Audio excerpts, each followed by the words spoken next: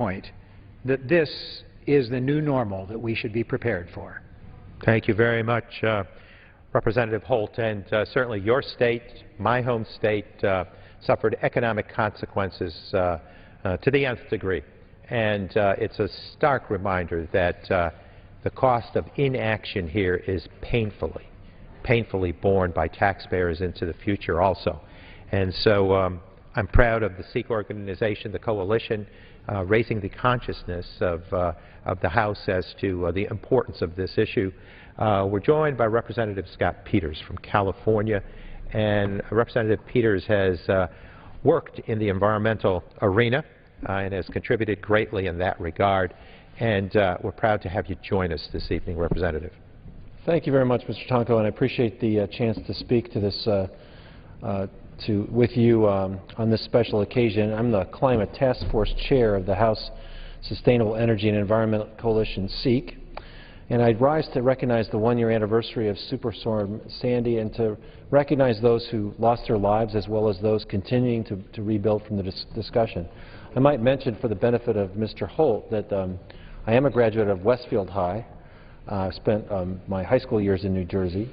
Still have sisters in Chatham and New Providence and nieces and nephews, and visited regularly Long Beach Island, Ship Bottom, and Beach Haven for family vacations. So I know well a lot of those areas and how hard they've been hit, both from a personal and an economic standpoint. I want to speak a little bit, too, about San Diego, though, because my constituents in my 25-year home of San Diego have experienced and know the long rebuilding and recovery process after disaster strikes. And we have a little bit different effect from climate change and from global warming. October marks the 10-year anniversary, and I think the anniversary was 2 days ago, yesterday, of the beginning of the Cedar Fire, the largest wildfire in California history. As a San Diego City Council member at the time, I remember firsthand the destructive impact of this fire on people's lives, destroyed hundreds of homes, personal belongings and memories, and the recovery costs were in the billions of dollars. The Cedar Fire burned through 273,246 acres of San Diego County, destroyed 2,232 homes, and took 15 lives. It burned through 95 acres of the Cuyamaca State Park and blazed through 98% of its mature conifer trees. To date, little of the forest has grown back from the bare mineral soil left by the wildfire. The community faced a similar damage in 2007 during the Witch Creek Fire, and parts of the city of San Diego were also scarred at that time. Wildfires aren't new to California, but the damages from these fires are rising. And this will sound familiar when we think about the warmest years on record all being recent. In California, 12 of the 20 most damaging wildfires occurred in the last 10 years. This has huge implications for California's tourism and farming industries. For example, take the Rim Fire this summer that pushed into parts of Yosemite National Park and devastated local tourism. After the Cedar Fire, San Diego is, at the county and the city, undoubtedly more prepared and ready to respond to a large wildfire. We have better communication equipment, better communication among agencies, and better fire equipment in general. And more important, we've worked to minimize further damage through better planning. As Tom Porter, the chief of the San Diego Fire Authority, said, it's not about stopping a fire from occurring, but preventing the amount of damage it causes. Today, San Diego has new planning guidelines and building codes, 100-foot brush clearance requirements around homes. Before 2003, it was just 30 feet. And we found that we can decrease risk and save homes and lives. Resiliency starts at the local level because they know the conditions and the situations on the ground. And they're the people who can talk to the neighbors about what they have to do to be ready. We have to make our communities more resilient to wildfires, hurricanes, and other extreme weather. In the last 5 years, wildfires have cost taxpayers more than $1.6 billion a year. And last year, 9.2 million acres were burned by wildfires, which is an area bigger than the states of Delaware, Rhode Island, and Connecticut combined. In June, I introduced the bipartisan STRONG Act so the federal government can give tools for planning and resiliency to state and local actors. I think one of the first things we noticed as freshmen here was one of the first votes we were asked to take, was $60 billion for Sandy relief, which was the appropriate vote to take. But we've spent more than $136 billion on relief in the last 2 years off the budget. Every dollar we spend now on disaster preparedness and resiliency, we can avoid at least $4 in future losses and FEMA expenses.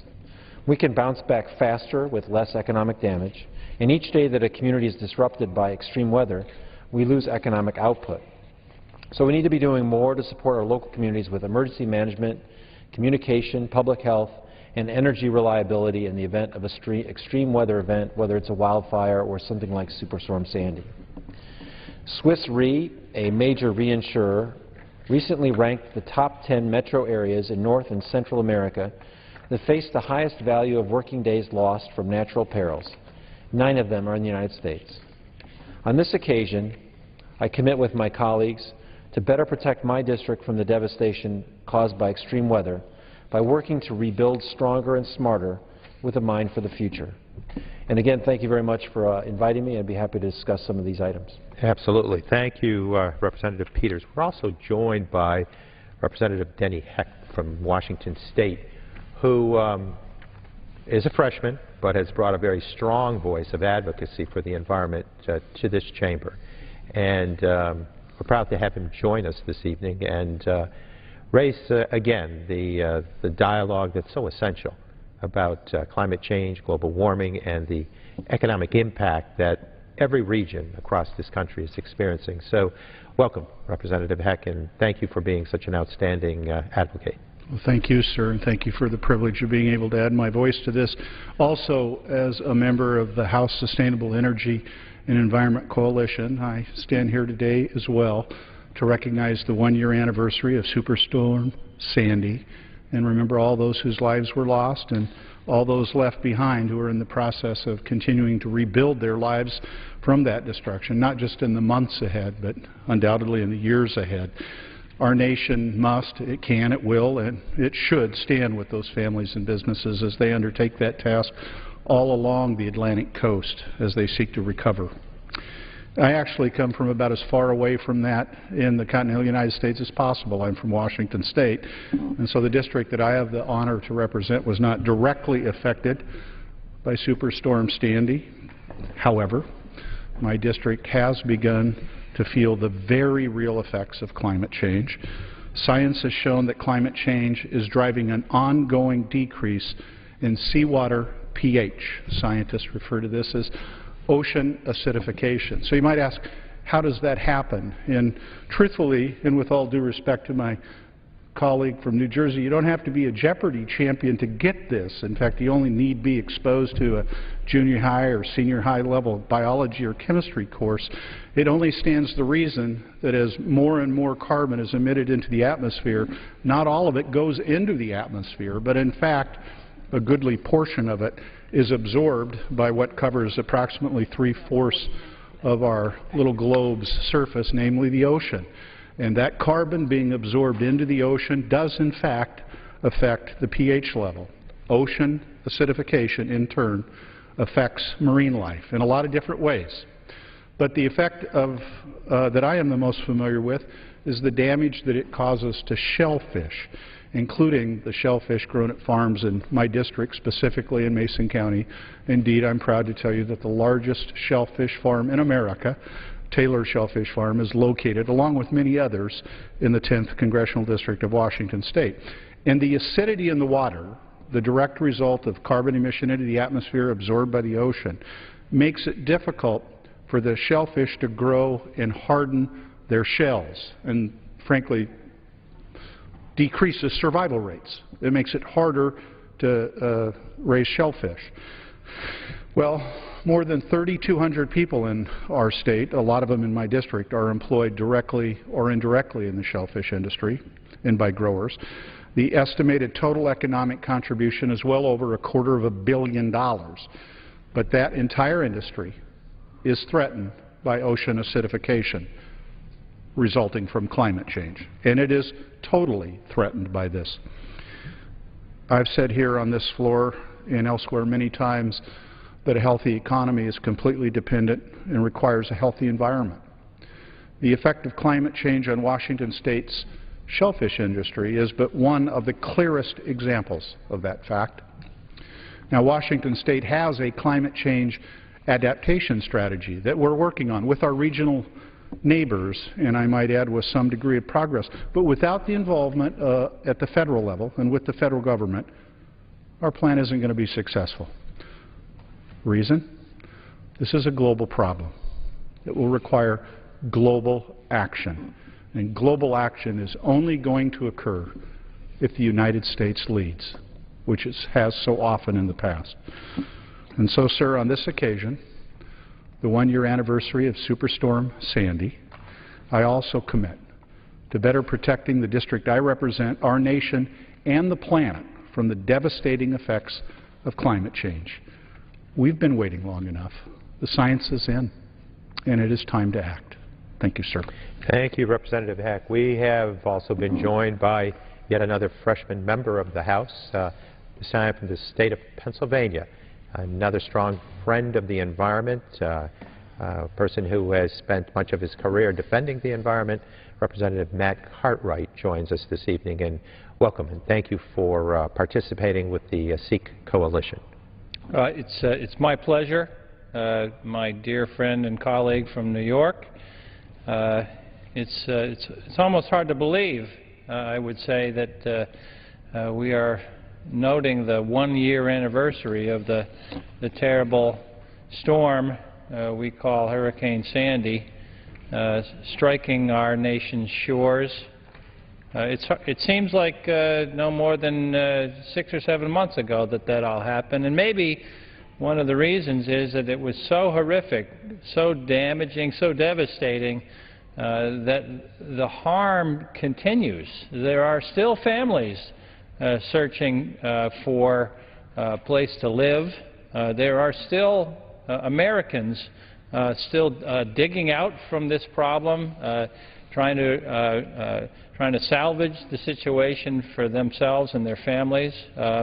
And so it's almost hard to believe that it was a full year ago that this happened. You know, this is a country that suffered so much in loss because of Hurricane Sandy. $25 billion in business losses, $50 billion in property damage. I come from Pennsylvania, and in Pennsylvania, so far as it is from the seacoast, we still had 1.2 million residents lose electricity during that event. And in my own district, up in the hills of the 17th District of Pennsylvania, we still lost power for 53,000 residents. And indeed, I'm so sorry to say that we had several lives lost in my district due to Hurricane Sandy, people who perished because of falling tree limbs, because of hypothermia due to exposure. We had somebody we lost because of exposure to carbon monoxide because of generator fumes that were emitted during the blackout. And we had tens of thousands of homes and businesses damaged in my district because of Hurricane Sandy. So don't think we didn't notice it either, and don't think we didn't pay attention to the sufferings of all of the other Americans because of Hurricane Sandy. There's no denying that there is climate change. There's just no denying it. We can argue all day about what's causing it and what to do about it, but there's no denying that it's happening and that it's resulting in more and more frequent weather events like this, more and more severe weather events like this. There's no denying that these things are happening, and there's no denying the damage and harm that comes to our nation as a result. In 2011 and 2012, there were 25 severe weather events that caused $1 billion or more in damage each, 25 of them in a 2-year span. The total price tag for that, $188 billion in property damage to our nation. And damage to the taxpayers. The taxpayers had to pick up $136 billion of those losses because that's what we do in emergency relief and in flood insurance and in crop insurance. These weather events cost taxpayers money. You know, we have something in the legislature called the GAO. And the GAO used to stand for the General Accounting Office. In 2004, we changed the name to the General Accountability Office, better to reflect the mission of that office, accountability, proper husbanding of the assets and the resources of the federal government. And they keep track of these things, and every year they come out with something that they call the GAO High Risk Report. And now the GAO High Risk Report is a compilation of all of the risks to the assets and the finances that we have in this nation as part of our government. It's a list of the things that threaten the assets of the federal government. And for the first time this year, earlier this year, the GAO High Risk Report included climate change as a reason for risk to American government's assets. This is not just about security. It's not just about infrastructure. It's not just about damage to agriculture. It's not just about risk to the health and the well-being of all of Americans. It's also about financial losses to the American federal government, because after all, we are an insurance company. We are a government that insures against flood. We're a government that insures against crop damage. We do that. It's something that we've thought about, something that makes sense for our nation, but we end up in the position of an insurance company, and we end up paying the price tag when these storms happen. And the GAO recognizes that and recognizes that climate change is a major driver in the risks to the American finances as a result of these programs that we do. As a result of all of that, in a few months, I will be introducing a comprehensive climate adaptation bill. Because, again, we can argue till the cows come home about what causes climate change and what the effects of it are, but one thing that can't be denied, and that the GAO doesn't even deny, that this costs American taxpayers money, and the best way to handle that is to plan for it. And so, with the support of the White House, I will be introducing a comprehensive climate adaptation bill later this year. It should be out in a few months. And so, on this, the one-year anniversary of the horrible tragedy that was Hurricane Sandy, we remember the devastation. We remember the losses. We remember the loss of life. And we remember the communities that are continuing to struggle with the damage that was caused by that storm. And I say it's time for us also to plan for the future to minimize these losses that will continue to happen as the climate continues to change. Thank you, Mr. Chairman. Well, the representative talks about the growing acknowledgement by agencies and various elements of government, and I can tell you also that a personal experience watching the constituents in our area understand more starkly and painfully the impact of global warming in the aftermath of Irene and Lee. And Representative Peters has long promoted the awareness concept, wanting people to understand the awareness of global warming, climate change, and your thoughts on that. Just to follow on, it's remarkable. I think what Mr. Cartwright said is exactly right. You know, we don't know that our house is going to burn down, yet we buy fire insurance because we know that there's a risk of it. And I often hear in this building, unfortunately, a lot of professed doubt about climate change. But even taking that, even though I disagree with it, I think the science is pretty clear. If you doubt it, that doesn't mean it's not going to happen. That doesn't mean you don't prepare for it, you don't plan for it, you don't make the investments to be more resilient, which is what the STRONG Act is about. And so I completely agree. In the face of doubt, that doubt should not equal inaction. The fact that we have these strong evidence that this is happening, that we've had these off-budget expenses, is every reason in the world we need here to plan. And I would say to folks listening at home is that they need to get in touch with people in this body to let them know that. One thing I would just add briefly about what we did in San Diego. I was chair of a volunteer climate initiative, which was part of the San Diego Foundation's effort to do civic engagement. And what we tried to do was, through philanthropy, to provide good support for decision-making locally around climate, because a lot of leadership, as you know, Mr. Tonko, is happening at the local level. And we provided research on science. We did a study of what the major climate effects in San Diego would be, which are wildfires, more intense wildfires, water supply threats, and sea level rise. No surprise to anyone here. And we were able to give that information to our elected officials so that they knew what we were dealing, what we had to plan with locally. We also did a public opinion survey just to let them know what people thought, and it turned out that people in San Diego wanted to be leaders on climate action. They wanted, first of all, they wanted to be leaders in the state, but they also didn't want the jobs associated with the industrial opportunities to be going to China or Texas. So we were able to arm our electeds with that information and made them a lot bolder, frankly, about taking the actions that we needed to take. I bet the people in this body would benefit from the same kind of information and wouldn't be surprised that America is behind us in taking action, particularly on getting ready and being resilient and being prepared to save money down the road. No one likes spending $134 billion off budget. I certainly didn't. I know my colleagues don't. And there's no need to do that. We can be prepared. And again, thank you very much for scheduling this hour. Thank you very much, Representative Peters. And you know, the gentleman makes mention of awareness, and there are many visuals out there that strike awareness even a coast away.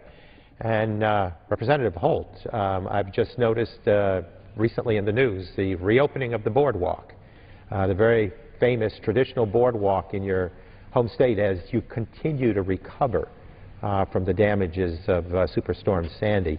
The awareness is an amazing piece of the action here, and something as visible and understandable as that boardwalk brings it home for many people far removed from New Jersey. Some of the repair has taken place, but the recovery takes a very long time. Today, 3 New Jerseyans came to visit me. One, Eric from Jersey City, had been ready to open his bakery with his wife when Sandy hit. And the bakery was flooded by 6 feet of water, a lot of equipment was damaged, and it delayed until fairly recently the opening of that bakery. And of course, there was the loss of income to that family. Norma from Seaside Park was displaced by severe flooding, nearly 4 feet. And, you know, we can talk about the depth of the storm surge or the record low barometric pressure or what the wind speed was. We mustn't lose sight of the people who were affected here. Norma had space in her home that was flooded, and so she lost the rental income for that space and is still cleaning up.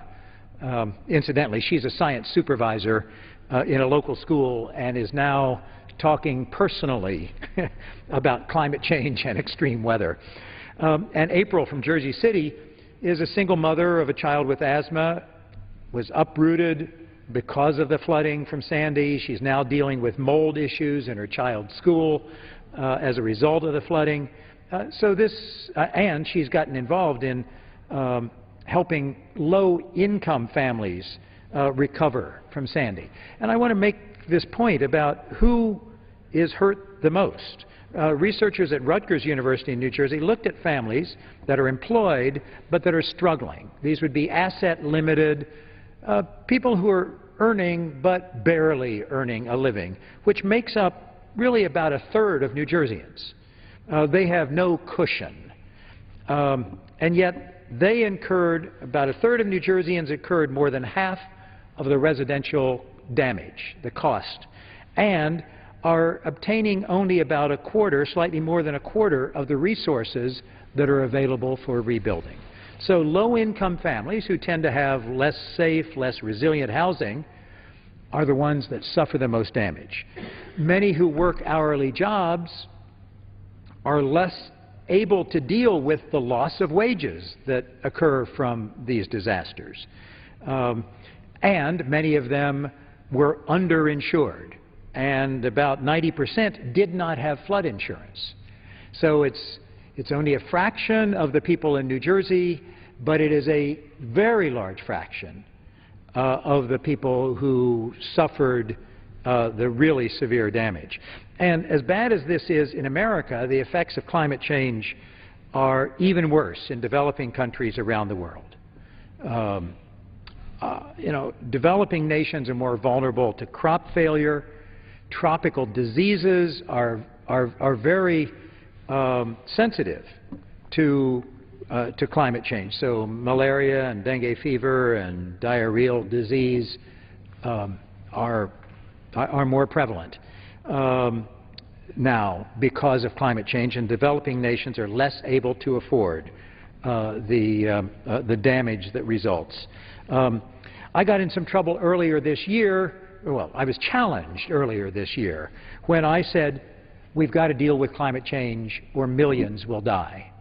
Well, in fact, I looked it up. The World Health Organization estimates that climate change is already causing 140,000 deaths per year, more than would have occurred without the climate change, primarily in developing countries. So it doesn't take very many years before, indeed, millions are dying.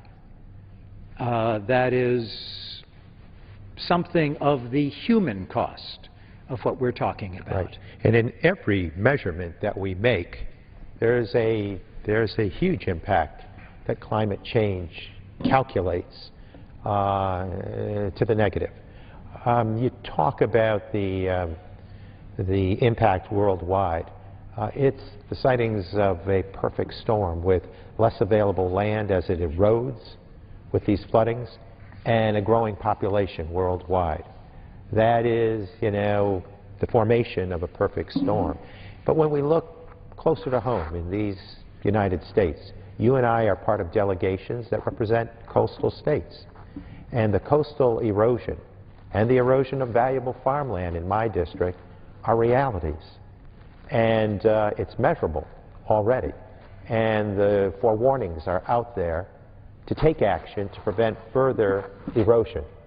And when you think of that impact, it comes in several dimensions, perhaps agricultural in nature as a major sector of our economy in this country, or in tourism.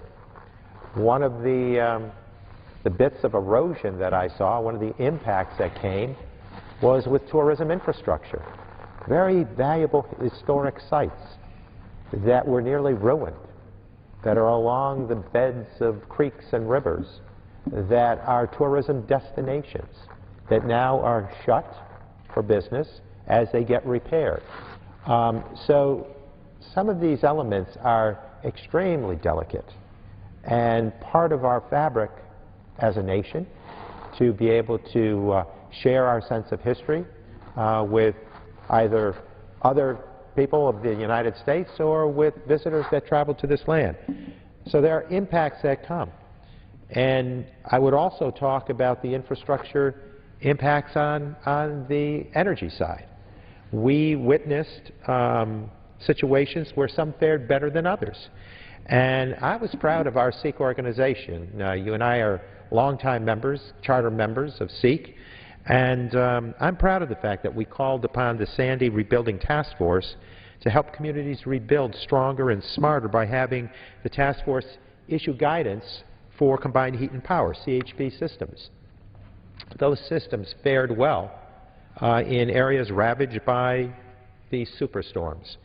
CHP, as many know, is an innovative sort of concept, an energy-efficient method for generating electricity and harnessing heat, the thermal energy that accompanies that. In CHP systems, heat that normally is wasted, allowed to escape, is captured and recovered as useful energy. And that allows us to require and perhaps promote this integrated concept approach for far more efficient than conventional power generation would be. Conventional methods have a typical combined efficiency of 45%, while CHP can operate as high as 80%. This technology is not only efficient, it also has demonstrated resiliency to extreme weather events. And I can cite South Oaks Hospital on Long Island, a hospital facility that includes an acute psychiatric hospital, a nursing home, and an assisted living center. During the storm and its aftermath, the hospital maintained full power through the use of its 1.3 megawatt CHP system. So again, lessons hopefully will be learned. So as we go to replace, we also have to transition some of our thinking and make certain that we're building systems that will be able to endure these storms into the future. And certainly amongst our priorities has got to be this all-out effort to combat global warming, climate change, to make certain that we do all of our preventative measures, and then when we rebuild, do it in a way that is efficient, so that sound government, smart government, is the tool that's reached to, rather than awkwardly replacing in a sort of rush order to get us back to working into a working progressive outcome, but where we haven't addressed some of the dynamics of the ravages of weather, which is teaching us several lessons as we go through these many storms. So you're absolutely right. The people are the most impacted here. We have to keep them front and center in our thinking, but all these services that either provide jobs for people, provide economic opportunities, economic growth, or meet their public safety needs or their energy needs, their household needs, their business needs, all have got to be brought into this calculus that is adjusting the concepts based on the theory of climate change, and where we again underscore the importance of prevention. If the gentleman would yield. Absolutely, Representative Holt. Mr. Speaker, I want to make sure that all of our colleagues understand that when my friend from New York talks in the details about new energy systems, he's talking about human welfare. He's talking about addressing the human cost that we were speaking of earlier. In other words, it is not just a matter of providing energy for people to power our economy and provide comfortable daily lives. It is also a matter of doing it in a way that avoids this enormous human cost from climate change. The way we produce and use energy is the greatest insult to our planet. And it is changing our very climate, and we must address that. The sooner we address it, the more effective we will be at addressing it, the more of these costs we can avoid. It is unmistakable, unequivocal, that global warming has taken place and is taking place. Just in the past month, the Intergovernmental Panel on Climate Change came out with their 5th very carefully prepared report. It says that global temperatures are likely to rise from 1/3 of a degree to 4.5 degrees, roughly, Celsius, that sea levels will rise. It is certain that the upper ocean has already warmed over the last 3 decades. It is certain that the upper ocean has already absorbed carbon dioxide, making it more acidic, as we heard from our friends earlier. And most of the aspects of climate change will continue for centuries, with resultant costs in lives and dollars, if the CO2 emissions aren't brought under control. And in fact, some of these costs will be incurred now, even if we bring CO2 emissions under control, because of the damage already done. But it is important to emphasize that it comes down to the human cost. That's what we mustn't forget in all the charts and graphs and scientific discussions of the causes and effects of climate change. Well, you know, I think it's very important for us to recognize, too, that here this evening, you and several of our colleagues and I have shared thoughts about painful consequences in our given region, or have talked about not only flooding, but drought situations, wildfires. We've talked about the economics, the economic impact of climate change with these associated storms. We have talked about the recovery efforts. We have talked about Superstorm Sandy on this one-year commemoration date, still finding its neighborhoods, its communities, its people, its businesses, its farming communities still struggling to recover. We've talked about all of this, and now I think we need to close in the remaining minutes we have in this hour to talk about a plan of action. Now, SEEC, the Sustainable Energy and Environmental Coalition, is a growing number of representatives, 56 strong as we speak. Individuals are talking about the consciousness, raising the consciousness, talking about awareness out there in the community, but there's also a requirement for legislative action.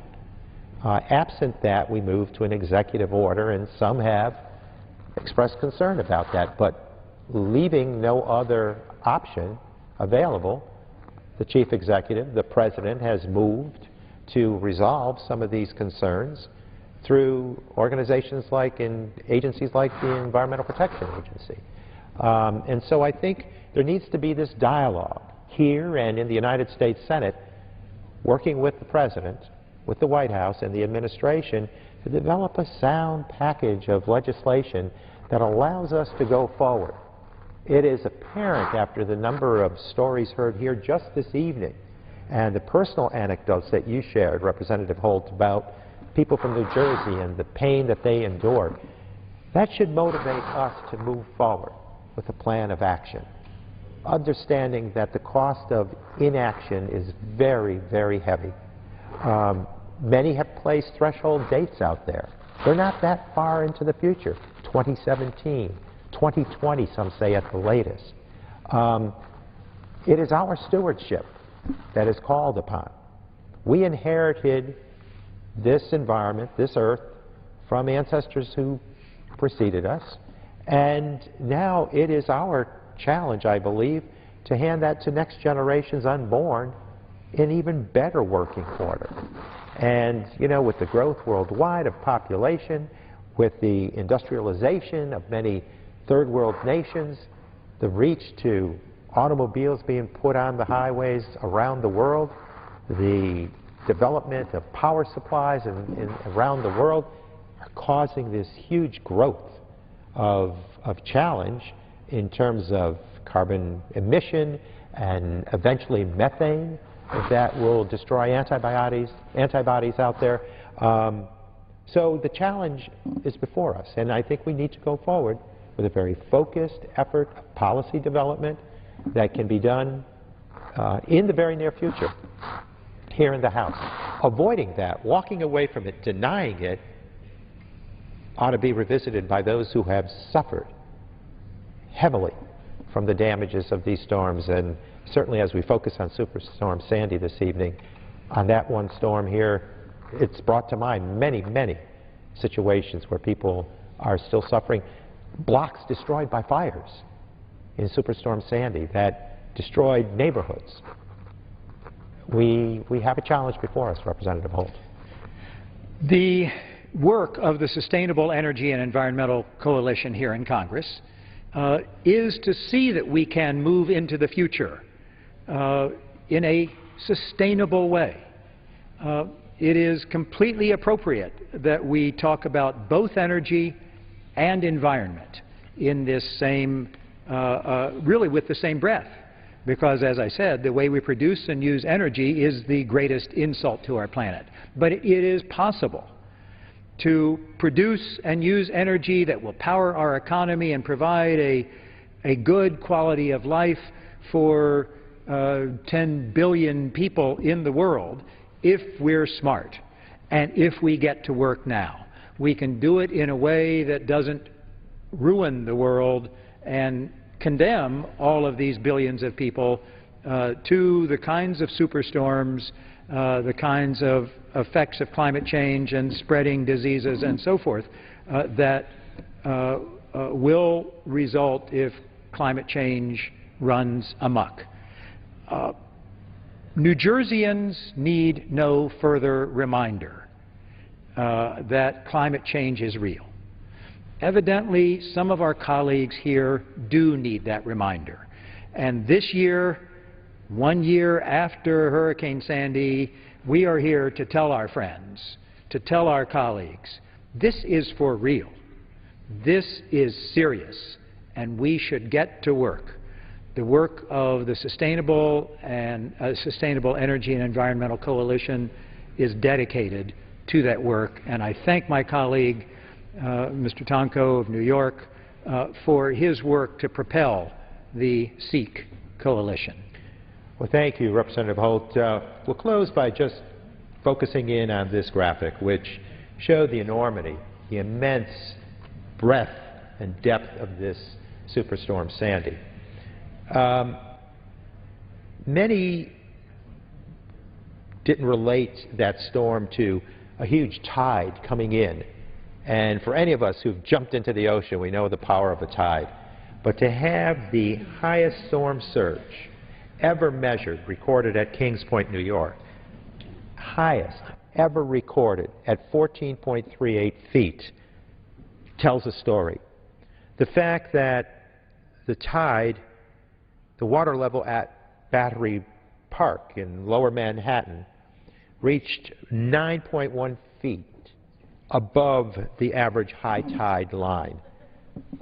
Think of it, 1 inch, 2 inches, a foot of water additional that comes into a flood zone calculates that much more damage.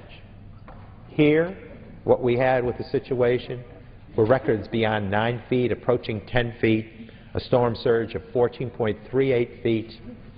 We're talking monumental damage. We're talking about a force that swept away lives, a force that sparked fires in neighborhoods, a force that wiped out businesses and found neighborhoods still vacant. A silence that has befallen these given communities because of the ravages of Mother Nature that can be prevented if we put our minds and hearts and efforts into that concept of being better stewards of the environment. This is a place where a plan of action can take hold. In these halls of government, leadership is called upon. A moral compass points in the direction of us being sounder friends of the environment and protectionists when it comes to getting things done so as to avoid the high scale of economic destruction that has gripped our communities. I still see it in the aftermath of Irene and Lee in the 20th Congressional District of New York. Damage done in 2011 is still causing hardship in 2013, impacted by all sorts of weather events that are atypical of our region. Tropical storms, hurricanes, tornadoes that wiped through the area and required all sorts of volunteerism to enter in, and certainly dollars that were shared from private sector sources and from FEMA at the federal level and various other programs at the federal government. It will be an exhausting situation that will continue to drain the taxpayers as we move forward if we don't take action. On this very solemn day of commemoration, as we call to mind all of the destruction that came into 24 states a year ago this evening, should be all the call to action that is required of us. Since then, it's been followed by devastation in Colorado, wildfires in the Southwest, and predictions that more and more damage will be part and parcel to a future that is allowed to go forward without the soundness of stewardship of the environment that ought to be a high priority in this House in the United States Senate, and certainly across this nation. Sound leadership begins with the acknowledgement that there is a challenge out there, and that the challenge is then met with accurate and detailed information exchange that builds a dialogue that creates a package of response that indicates that we are a compassionate, caring, loving people in this nation that through the halls of this House can provide hope for this environment and hope to families who have suffered the consequences, and hope to generations unborn as we pass to them a stronger sense of stewardship of this earth.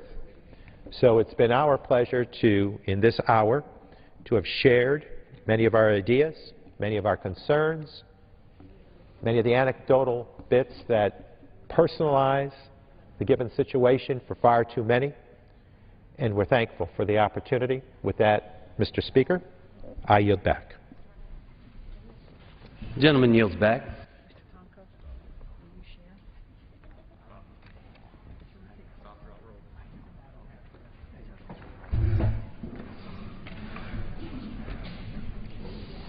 As soon as he gets up there.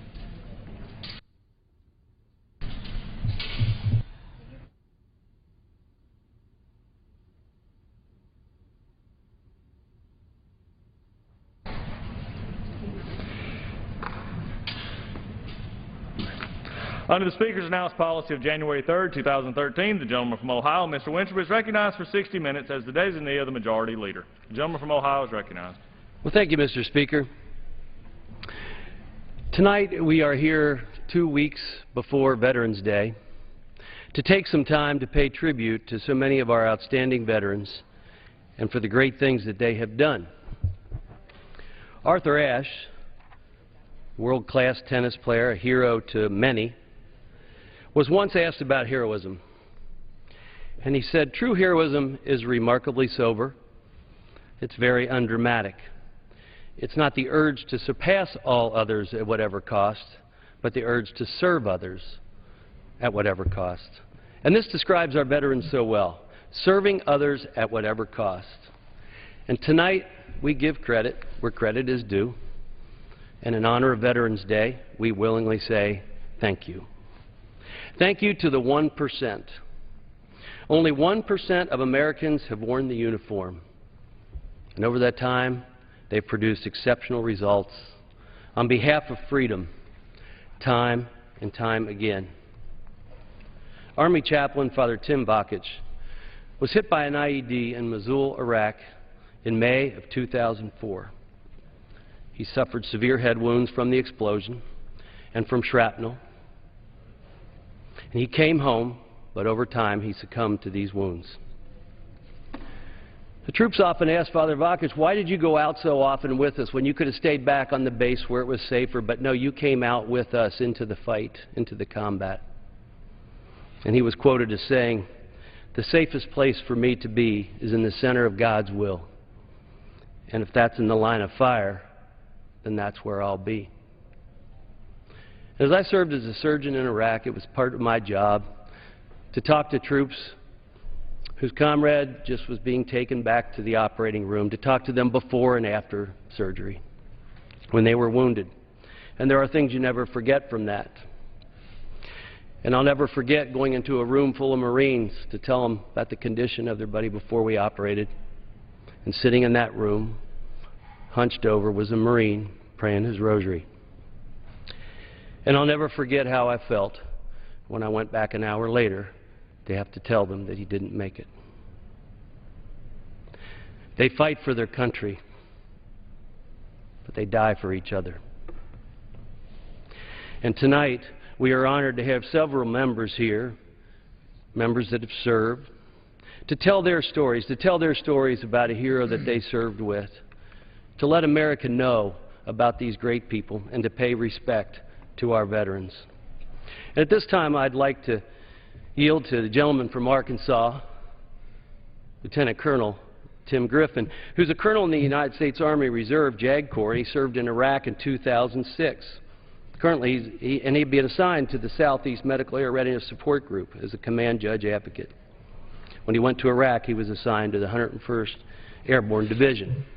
Mr. Griffin, I yield to you.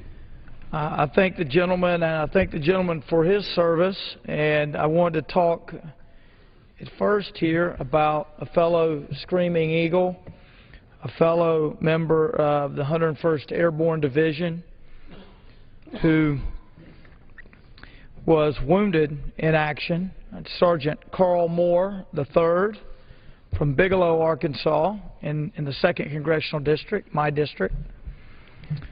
Sergeant Moore, in early June of this year, was wounded while on patrol in Afghanistan. Bullet struck him under his arm, puncturing one of his lungs and grazing his spine. I pray for Carl's speedy recovery so he can get back to enjoying the things that he loves.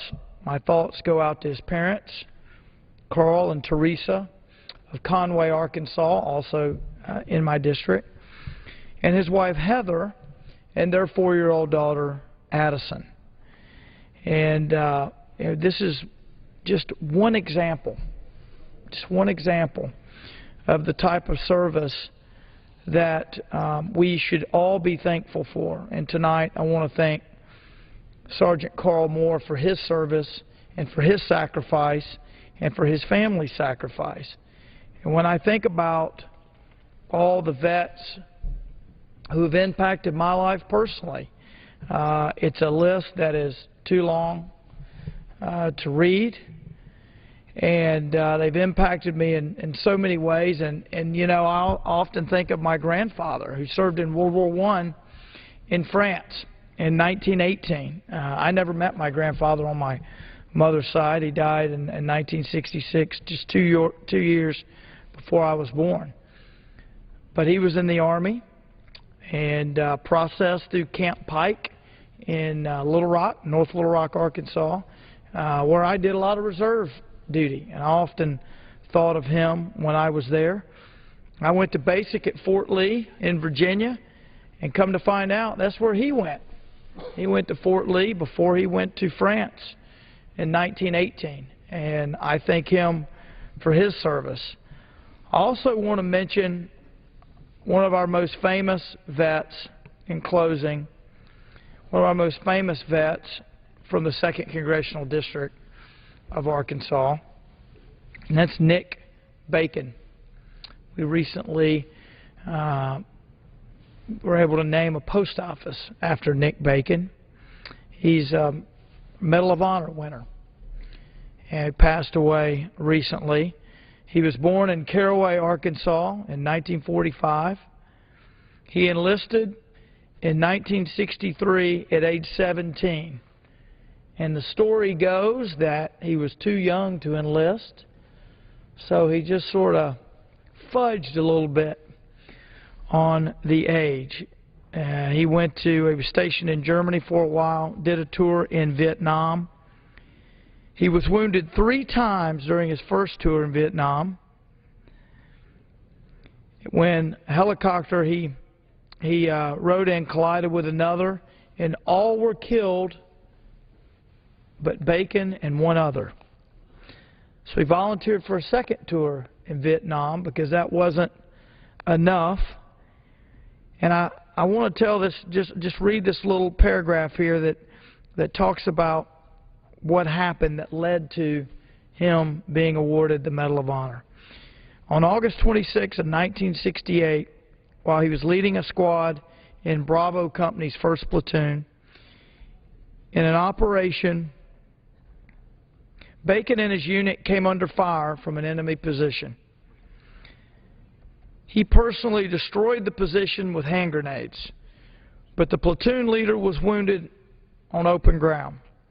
So Bacon assumed command, led the platoon in destroying still more enemy emplacements. The 3rd platoon lost its leader, and Bacon took command of that platoon as well and led both platoons against the remaining enemy positions. During the evacuation of the wounded, Bacon climbed the side of a nearby tank to gain a vantage point and direct fire into the enemy positions, despite being exposed to enemy fire himself. He was personally credited with killing at least 4 enemy soldiers and destroying an anti-tank gun. And for his actions in this battle, Bacon received the Medal of Honor, formally presented to him by President Richard Nixon during a 1969 White House ceremony. He earned multiple awards within the military for various accomplishments. In addition to the Medal of Honor, he was awarded the Distinguished Service Cross, the Legion of Merit, Bronze Star, with 2 Valor Devices, 2 Purple Hearts. Then he went back to Arkansas and years later served as the Director of the Department of Veterans Affairs, and was reappointed by Governor Mike Huckabee in that position and served until February 2005. We lost Nick in 2010, but he is a shining example of the type of selfless service that veterans often demonstrate for their country.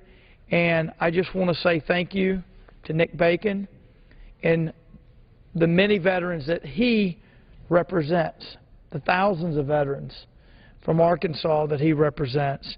And I just want to thank the gentleman for putting this together. A lot of times we come down here and debate a lot of policy issues, but I think it is the right thing to do to tonight take this time to honor our veterans, and I thank you. Thank you. I thank the gentleman from Arkansas.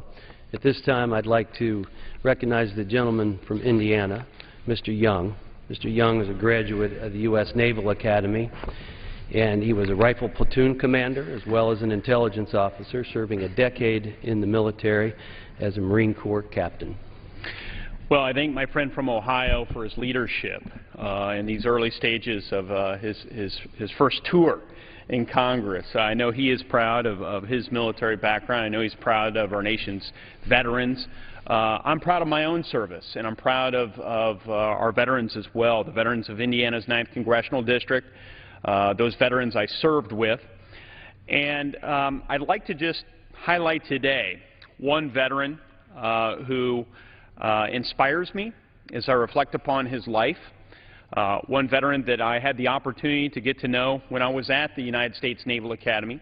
He's a fellow Marine, and Veterans Day, we'll recall, is a day of celebration. November 11th is a time we celebrate not only those living, but also those who have worn the uniform and died in the course of service. And so today, I'd like to talk about my classmate, class of 1995 at Annapolis, Doug Zembeck. Maybe some of you have heard of Doug. He's a man of quite a reputation. He was a 2-time NCAA All-American wrestler at the Naval Academy. He's a leader. He had an amazing presence, and even among his fellow athletes who spent a lot of their hours preparing for the next match, the next game, he stood out. He worked especially hard, always went above and beyond. And because of his tireless work ethic, because of his infectious personality, and the certain X factor about him, Doug just earned all sorts of friends, and he earned the respect of people in an atmosphere at a service academy where leaders and aspiring leaders are competing for the respect of their peers, and that really says something. On May 31st of 1995, Doug and I were commissioned as second lieutenants in the U.S. Marine Corps, at which point our careers took separate paths. After initial training at the basic school in Quantico, Doug joined a force reconnaissance platoon. He was among the toughest of the United States Marines, and we like to think we're all tough, but we certainly can all agree that force recon Marines have earned the respect of their fellow Marines and fellow Americans. He was among the first to enter Kosovo in 1999 with his first unit. And 5 years later, he found himself in command of Echo Company, 2nd Battalion, 1st Marines. During Operation Vigilant Resolve in 2004, Doug led his rifle company of 168 Marines and sailors in the first ground assault into Fallujah. His remarkable leadership earned him a number of decorations. These things weren't important to Doug, but it's important that our country recognizes our fearless leaders like him. We awarded him a Silver Star, a Bronze Star, 2 Purple Hearts for the wounds he suffered in the course of the Battle of Fallujah. His men were so impressed by the bravery and the principled leadership that Doug exhibited that they named him the Lion of Fallujah. Now, the Lion of Fallujah would serve 4 combat tours in Iraq. In his final tour, on May 11, 2007, Doug was killed by small arms fire. He was always thinking of others first. Doug warned the Iraqi forces that he helped train to get down. But Doug himself did not make it. A mutual friend of ours and fellow Naval Academy classmate, Eric Kapitulak, who was very close to Doug, he delivered a moving eulogy at Doug's funeral at the Naval Academy Chapel. He said some words that were written by Doug himself in the closing of that eulogy. These were principles my father taught me. And here they are. Be a man of principle. Fight for what you believe in. Keep your word. Live with integrity. Be brave. Believe in something bigger than yourself. Serve your country. Teach. Mentor. Give something back to society. Lead from the front. Conquer your fears. Be a good friend. Be humble and be self-confident. Appreciate your friends and family. Be a leader and not a follower. Be valorous on the field of battle. And take responsibility for your actions. Never forget those that were killed.